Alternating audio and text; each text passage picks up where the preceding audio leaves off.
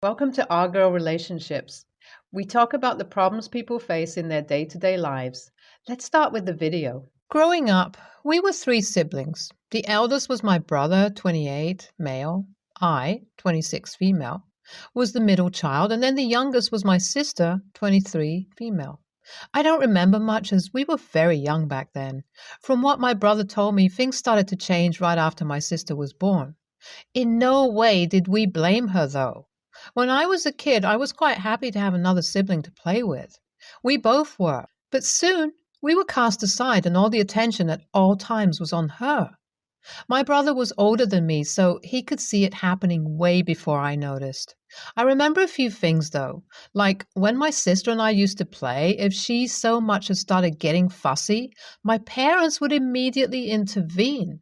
If she fell, then I was blamed and disciplined even if I didn't do anything. I was young and couldn't understand why Mom and Dad had suddenly changed. Back then, I thought I had done something wrong. It was not just one parent, it was both of our parents acting differently. The same thing happened with my brother. If he was watching her and she started crying, then he was punished. The punishments for both of us started getting harsher, so we kept away from her. Our parents didn't mind. It was like we weren't even on their mind, like we were an obstacle. My brother had started taking care of me, so if I was hurt or sick, he would look after me. He basically became my parent, and I was very attached to him. I longed for comfort and warmth. My parents didn't give me any of that. Even as she grew up, she started blaming me and my brother for things she would do. If we tried explaining it to our parents, then we both got punished. This continued until one day I snapped and hit her. I was around 10 years old. You should have heard her wailing. It was as if she had lost a limb. I had barely hit her.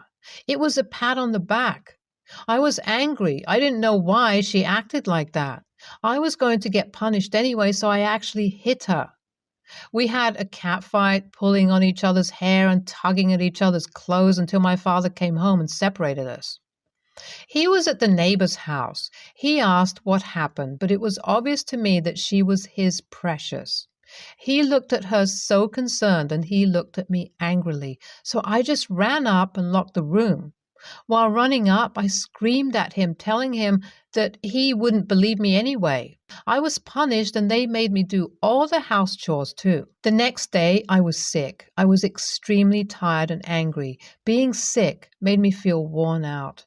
My brother came home from his friend's place. They hadn't even noticed he was gone. When he came to check on me, he was worried sick.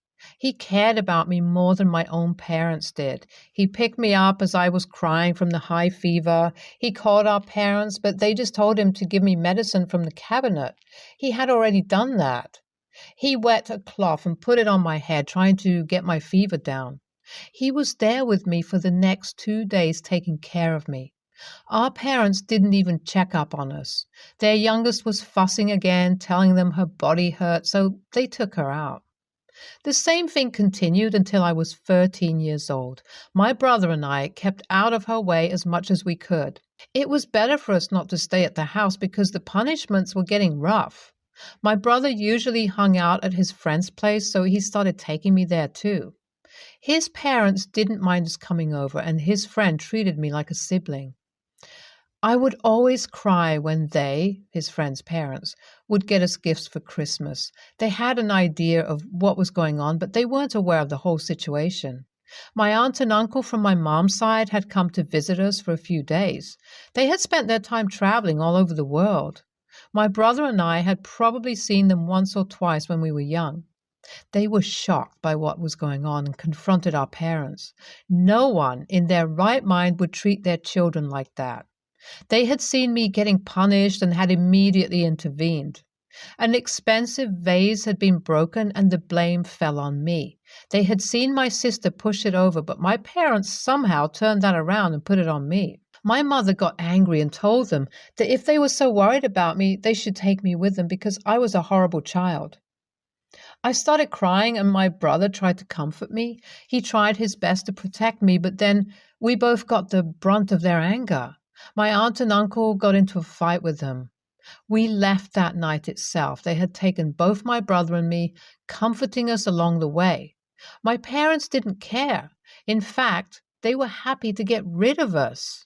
We stayed at a hotel for a few days while Uncle sorted all our school stuff and documents. We didn't have that many things anyway. They didn't buy us anything. If I did get anything, it was clothes that she didn't like or didn't want anymore. They didn't fit.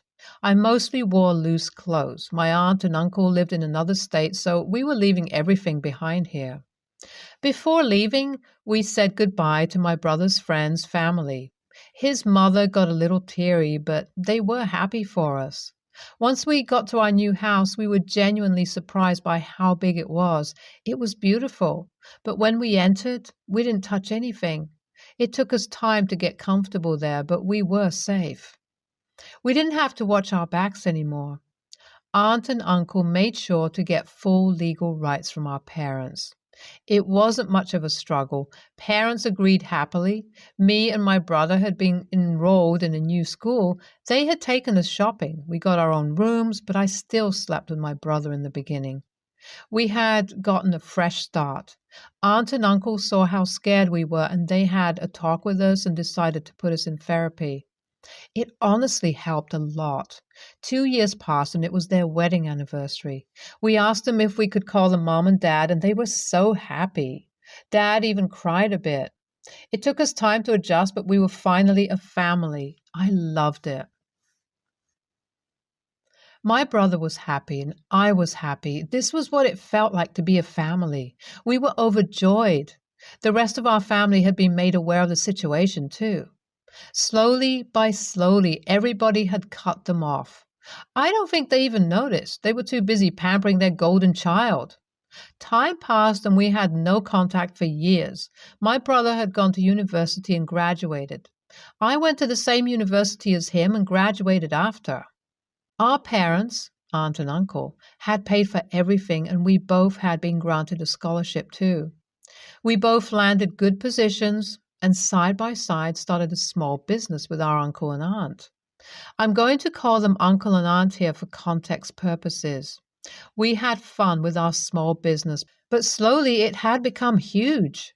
We thought it would be a good time to spread out. Eventually we decided to sell it. Aunt and uncle were already loaded, so they didn't need the money, so they gave it to us, but we refused.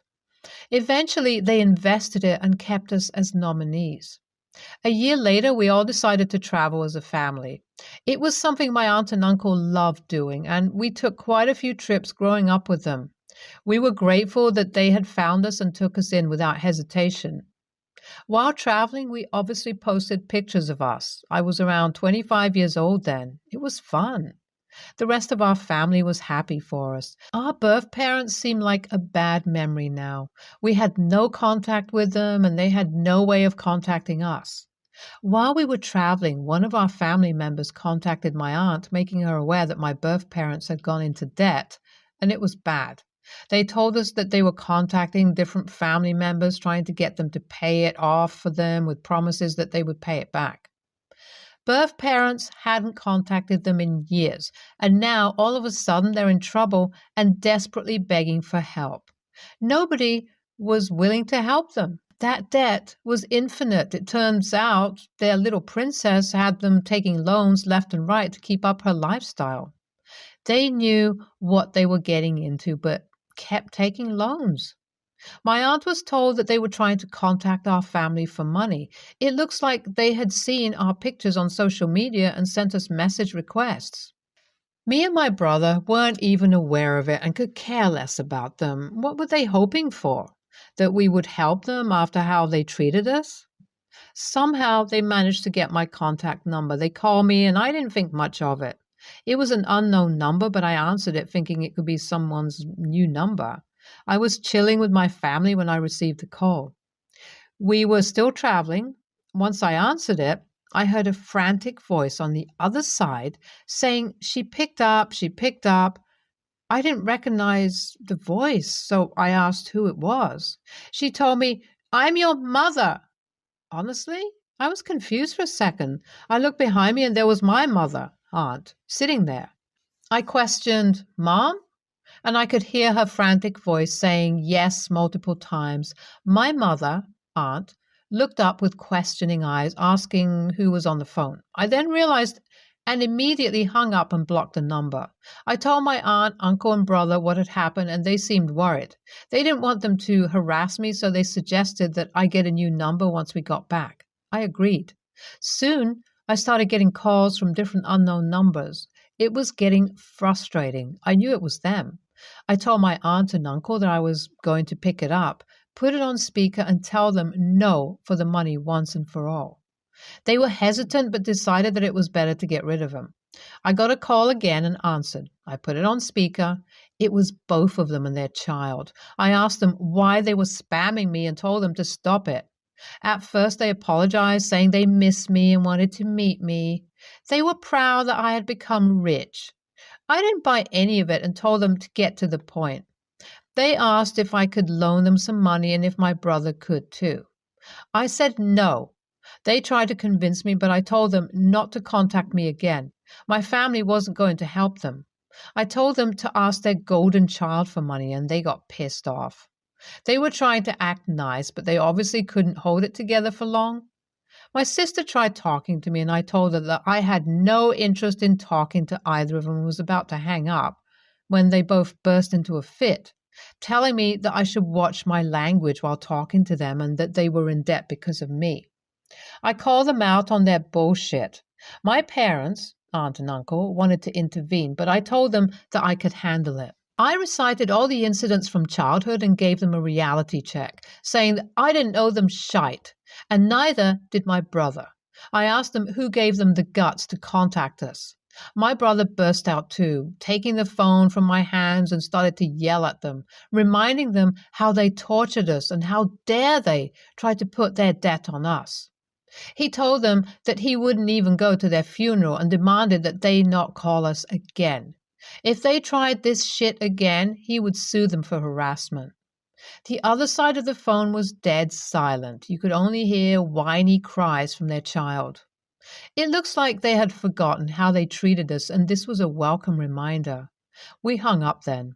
I was getting a bit emotional, so my mom, aunt, came and hugged me. They had agitated me, but it felt good to show them they didn't have the upper hand on us anymore. I hugged my brother and father, uncle, and then we decided to all go out and have some well-needed fun after all this drama and stress. Update 1. Thank you so much, guys, for the support. My family appreciates it so much. It has been a few months now, and they haven't tried to contact us again. It looks like my brother's threat of suing them scared them away. They can't afford it anyway. From what I've heard from others, they lost the house and are selling everything to repay the debt. They've shifted into a small room and have all got jobs. Even their golden child is working now. NTA, you and your brother don't owe them anything. How dare they try to put their leisure living debt on you? These types of parents make me go into a raging fit. NTA, everybody deserves parents, but not all parents deserve to have children. I'm glad your aunt and uncle stood up for you all and took you all in. Bless your family. Birth parents should have had child services called on them long ago. I'm not sure if it would have been a good option, but I'm glad you all got adopted by your second parents. Next story. My daughter, 13, female, is leaving for school for the summer soon. She's been going on about getting Snapchat for a couple of weeks now, and I've consistently said no. Last month, she tried to make a secret account behind my back and lost her phone up until recently. She's been getting increasingly desperate, telling me I'm ruining her summer. Her friends only communicate through Snapchat groups, and she's being left out of all their summer plans because she isn't in the group. I simply told her if they weren't willing to communicate in other means, they weren't true friends and she can do better. She'll be in some clubs over the summer, so she can make new friends. These ones obviously aren't willing to adapt for her. She hates me, obviously, and has been down in the dumps. My ex has contacted me recently and told me to lighten up, but I told her our daughter has already proven she can't be trusted by going behind my back in the first place. No one seems to be on my side, and I'm half tempted to just give in. People chastise you for allowing your teen on social media and then call you abusive when you don't allow it. You can't win. AITA? I do know her friends mean a lot to her. YTA, slightly. Social media isn't something to inherently be feared, but it is something that kids need to be educated about. Cutting her off socially from her social circle will only make her get better about hiding things from you in the future and make her feel like she can't have open communication with you.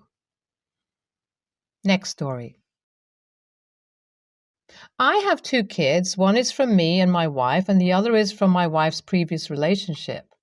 My oldest, 13, biological dad isn't in the picture right now, and me and her met when she was 2. My wife is a stay-at-home mother to 2 kids. Do I pamper my wife and kids? Yes. My wife stays with 2 kids from morning to midday, and my kids are amazing kids who do what they are supposed to do and more. They're kind girls. My mother used to like my wife until she became a stay-at-home mom and quit her job. My mother has the impression that it is easy and my wife needs to do something valuable. We have shut this down multiple times, and those times she stopped. We live in different states. We don't talk often, and I would consider us low contact. We took a trip over there for her birthday. 2 days in, my daughter, relevant to know that this is the oldest 13, asked if she could get an outfit online. I said, yeah. When my daughter left the room, my mother got mad, saying that I am spoiling my kids and giving them too much, and she isn't even my kid and I'm wasting my money on her, then turned to my wife and said that she was a bitch for slacking off and doing nothing to provide for her family when there are women who are actually trying for their families, and she needs to stop taking advantage of me. Then my mother told me that I was disrespecting her by giving a girl who isn't even mine the same as what I would give my biological daughter, and showing that all of her work was for nothing since I'm wasting my money for a woman who is capable of helping.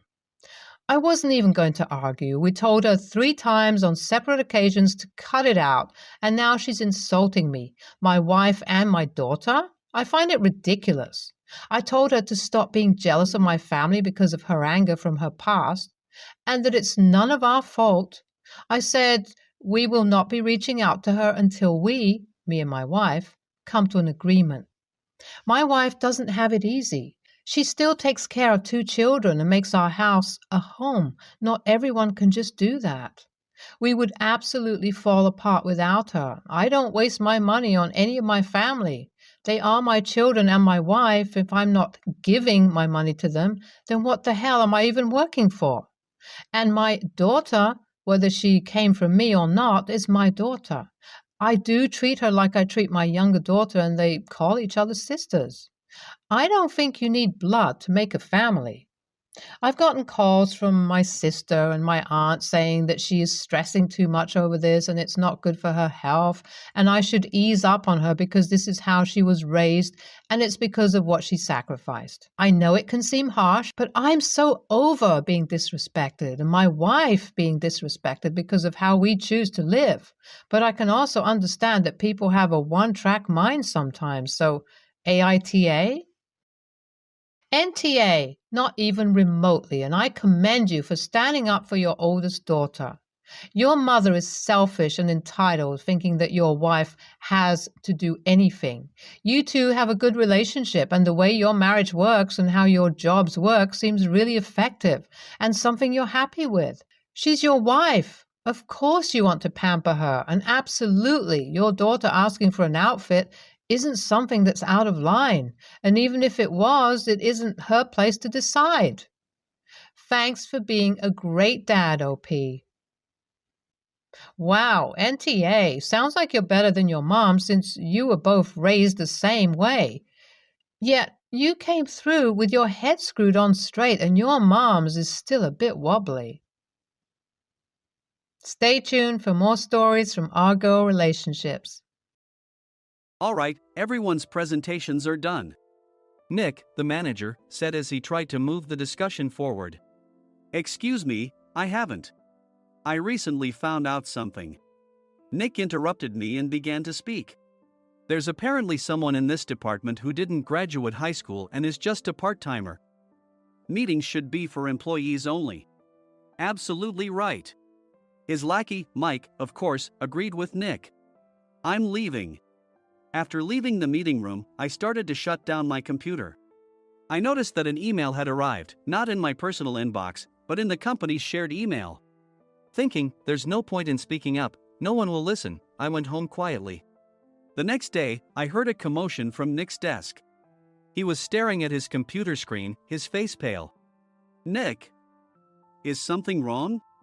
Mike looked at the screen with him. And he turned even paler than Nick.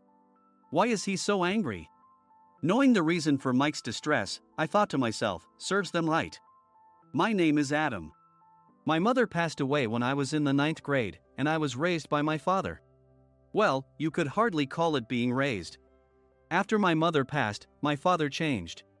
He drowned his sorrows in alcohol, and though he still went to work, he squandered our living expenses on horse racing. Because of that, I had to start working part-time as soon as I entered high school. Every month, I went to the convenience store with bills in hand that couldn't be auto-deducted from my father's account. Even though I endured it because I didn't want to be alone, I reached my limit in my second year of high school and dropped out. I found a live-in job at a distant inn. Thank you for everything. The day I left home, my father, still staring at the TV, spoke. Take care. That was our last conversation. Back then, 18 wasn't the age of majority, so I needed my father's permission to work, and I couldn't hide my place of employment. Yet, my father never visited me even once. I kept working just to survive, and before I knew it, I was 42. Years of hard work paid off, and I was transferred to the headquarters. I was thrilled to be recognized by the company, as I thought I'd be working in the field until retirement due to my lack of formal education. Listen up. Our work can change the future of our employees. Don't drag us down. On my first day after the transfer, Nick, dressed in an expensive suit, spoke sternly. There was a reason for this. Our inn was located in a prominent tourist destination, known so well that everyone in the state could sing its commercial jingle. At its peak, we had 5 locations within the state. But that was long ago. Due to financial difficulties and aging facilities, only the place where I had worked for many years and the original establishment remained. I was prepared to lose my job anytime, but now there was a glimmer of hope. With the rise of social media, the tourist area where the inn was located started gaining attention again. Depending on how hard the sales department, where I was transferred, worked, we could either thrive or be forced to give up this prime location to the new hotel chains continuously popping up. For Nick, who had switched careers from another industry to strengthen our sales, this was a battle he couldn't afford to lose. I understood why he had to be strict. I will do my best. Nick sneered at my enthusiastic declaration. Did you not hear what I said? I'm sorry. I thought I was listening carefully. Out of habit from years of customer service, I apologized reflexively, though I had no idea what had offended him. Someone was watching me with a smirk. In this department, there are those who are expected to excel and those who have been shoved here because they have nowhere else to go. You are the latter. It was Mike, the section chief. He's 7 years younger, at 35. But he was called to headquarters much earlier than I was and had been moving around within the headquarters ever since. I'm not jealous, but I can't accept that he's my boss. Graduating from a prestigious university, he has an unusually high pride and caused many problems as a newbie, making things very difficult for me when I was the front desk leader. When I found out Mike was transferred to the sales department a month before me, I was disheartened. Mike is right. With just a middle school diploma, there's not much you can do. Don't even think about achieving results. As if I didn't exist, Nick remarked, I'm thirsty. Mike eagerly ran to the coffee maker. It seems Mike is Nick's lackey. I regretted being happy about my transfer to headquarters, wishing I had stayed on site forever. Send a direct mail to every company on this list by the end of the day. Nick only assigned me tasks that even a new graduate could handle. What? There are over 1,000 companies. You want me to send to all of them by today? Yes, if you and your fellow misfits split the work, even those with nowhere else to go should finish by today. I glanced at the employees typing away expressionlessly. They were worn out from customer service, only thinking about leaving on time, or were women reassigned after having children. With zero motivation for work. Even Sam, a new graduate from the same university as Mike, who was supposed to be among the expected achievers, had no enthusiasm for the job. Having joined the company wanting to do customer service. "I don't care what they say, I plan to quit any time," he said. Only Nick and Mike were highly motivated, making all the decisions between the two of them. I originally only wanted to work at the inn to survive and had no particular attachment to this job.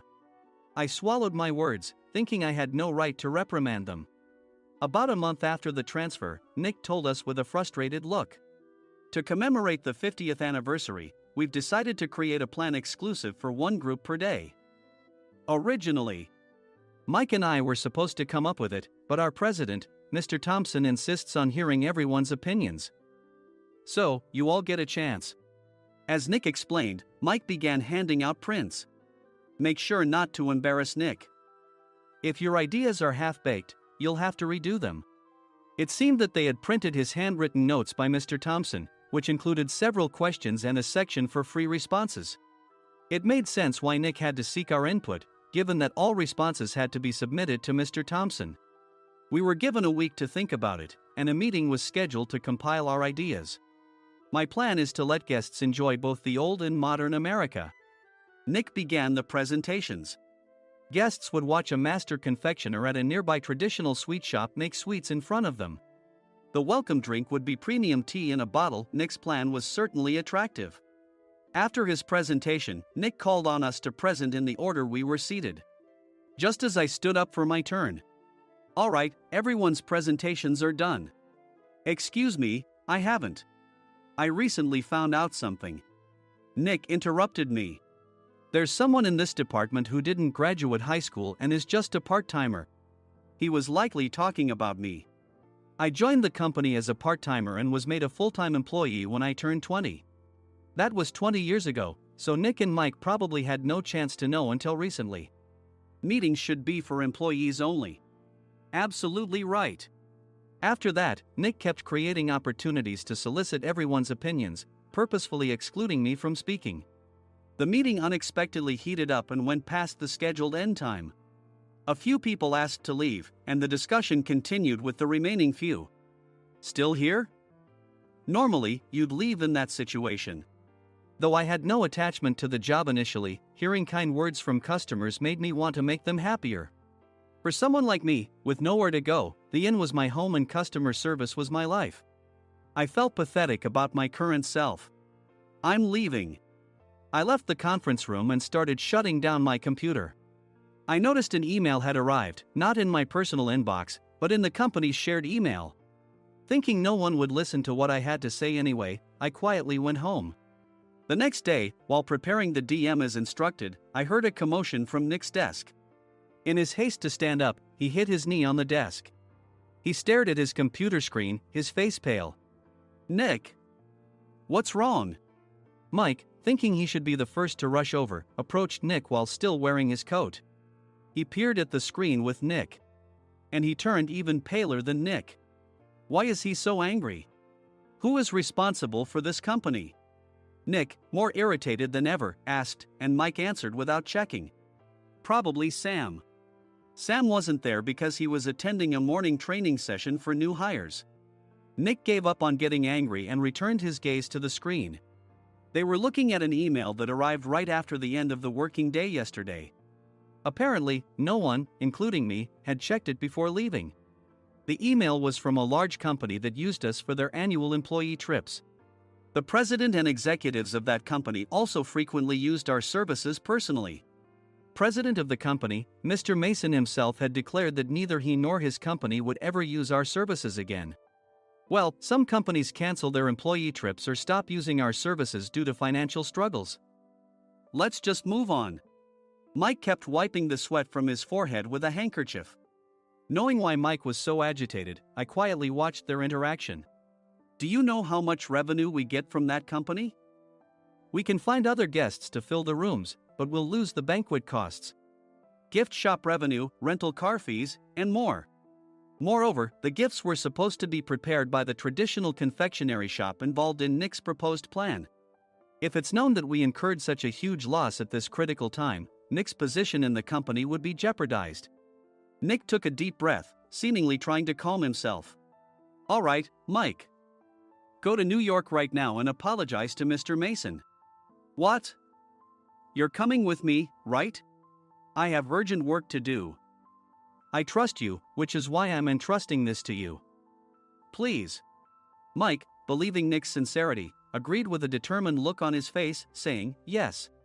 That's Nick for you. Even if Mike went to apologize, Nick would shift all the blame onto him if the client didn't change their mind. Well, it was Mike's fault to begin with, so it served him right. About 3 hours later, Sam answered a call from somewhere and repeatedly apologized, saying, I'm very sorry. Everyone watched to see what was happening. After ending the call, he informed Nick with a weary tone. When Mike arrived at the client's company, he only made things worse, further infuriating Mr. Mason. He was demanding, get his boss here immediately. It was no wonder Sam was exhausted, dealing with such a call right after returning from training. What is that idiot doing? All right, Adam, you're coming with me. If sacrificing Mike didn't work, then I must be next. Normally, I'd want to refuse at all costs, but I saw an opportunity in this situation. If I can be of assistance, I'd be happy to join you. I obediently followed Nick, and we flew to New York.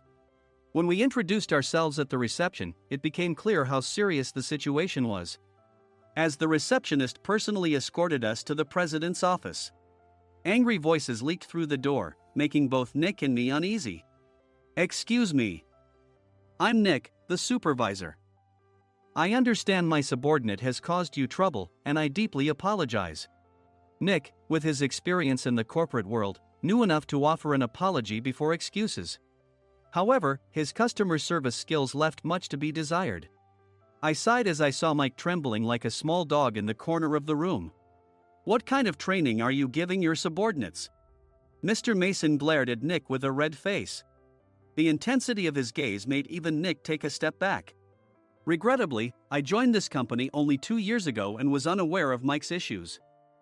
I should have identified his shortcomings sooner. Indeed. I should have realized sooner. No sensible person would come to apologize and then give a lengthy presentation on the drawbacks of not using their in. Nick froze, his mouth slightly open. Suspecting the worst, I picked up the documents that had fallen to the floor. It seemed Mike hastily prepared these documents on the plane, listing the disadvantages. Disadvantage 1: if you change the venue for the company trip, employees might suspect it's for cost-cutting reasons, leading to a negative impression.